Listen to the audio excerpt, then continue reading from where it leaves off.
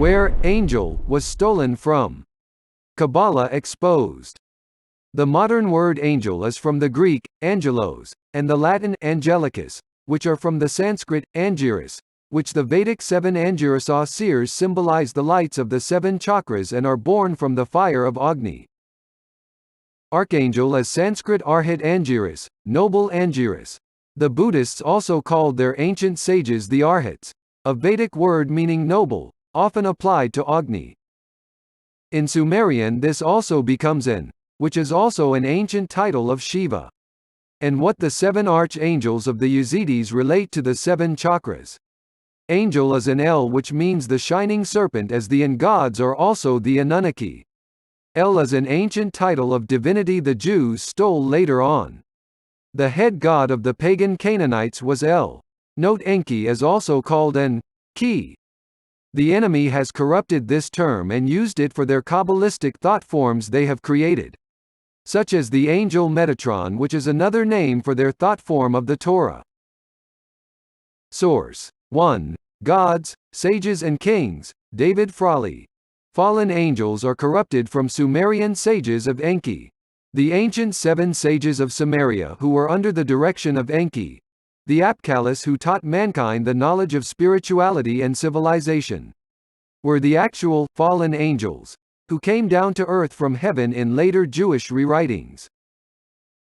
Apkallis were said to have taught antediluvian sciences to humanity and so, too, were the Watchers. As one scholar concludes, however, the Jewish authors often inverted the Mesopotamian intellectual traditions with the intention of showing the superiority of their own cultural foundations. Thus, the antediluvian sages, the Mesopotamian Apkallis, were demonized as the sons of God, and appear as the Watchers, illegitimate teachers of humankind before the flood. Enki was also called, the Serpent Lord was Enki, but in parts of Chaldea he had been called Shaitan. So that is where the concept of Satan and the fallen angels is corrupted from. Enki and the Apkallis. In Sumerian writings they are also called, the 50 who went with Enki from heaven to earth, and the 50 Anunnaki of Eridu, which is Enki's city in ancient Sumeria. Note the 50 is symbolic of the 50 petals of the chakras of which the ancient Sanskrit alphabet relates to. This is also the serpent energy and the chakras. From heaven to earth, from the crown chakra to the root chakra. The city is the Purusha or the cosmic man, as well its symbol of the entire being, the energy bodies and the physical body. The early tales of Genesis are stolen and corrupted from the Sumerians. Enki created Adamu with the red clay of the Apsu and breathes the breath of life into him. Later the Jews stated Yahweh creates Adam with the red dust of the earth and breathes the breath of life into him. They then place Enki in the role as the devil instead, so they can butt in with their own evil agenda.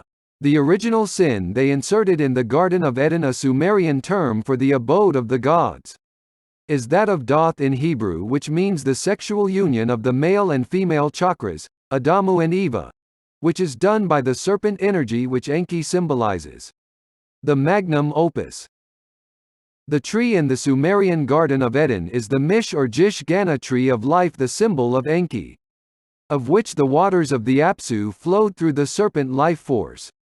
The seven sages of Enki are the seven chakras as well, and the Apsu of Enki is the body and soul, the energy bodies, the nadis, the energy pathways that flow with the cosmic waters of the life force. The seven sages wear the symbolic fish imagery to show this.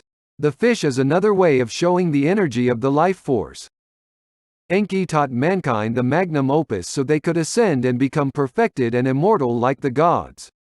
This is what the enemy considers the original sin. They want spiritually helpless slave Goyim to serve them as God. The Yazidis were part of the ancient Sumerian civilization and they still worship Enki as his ancient name of Satan. They also state they came from ancient India. There are words in their language which only appear elsewhere in the Sanskrit Vedas, the original Vedic Sanskrit. And they have stated their god is known as Murugan in India, who also has the serpent and peacock. We can also note Enki is the Middle Eastern counterpart of Murugan, whose symbol of the Makara, a creature that is half fish and half antelope, is an eastern version of Enki's goatfish, the caribou. The Makara and caribou are both symbols of the first sign of the zodiac, Capricorn. So Enki Murugan, the primal life force that began the universe, eternally begins the astrological year. Murugan is the ancient title of Shiva, and the Hindus state Shiva created Adimu and Eva in the Garden of Paradise in ancient Sri Lanka before the flood, when it was still a larger continent. They state Shiva and the gods had a physical presence on the earth at this time. In Kumara Kandam, this place in the first saga, and taught mankind the knowledge of the serpent power yoga and how to ascend. The ancient Aryans stated they came from this place originally but moved outwards after most or the original land sunk. They migrated to North India, and outwards. The Yazidis are called the Blonde Bloodline. The ancient American records have the same account as the Sumerians of identical-looking sages led by the white god Viracocha arriving and teaching them civilization. The image of Viracocha is a white man with a beard dressed in the same way you would see in Samaria. These are also called the Votans in other places of ancient America. Votan is the ancient name of Shiva in the East. In Sri Lanka, Buddha is called Wotan, and this is originally a title of Shiva. Sources: 1. Magicians of the Gods, Graham Hancock. 2. Genesis of the Grail Kings, Lawrence Gardner. 3. Guardians of the Holy Grail, Mark Pinkham. 4. Sons of God, Acharya S. Jos Forum's contributions.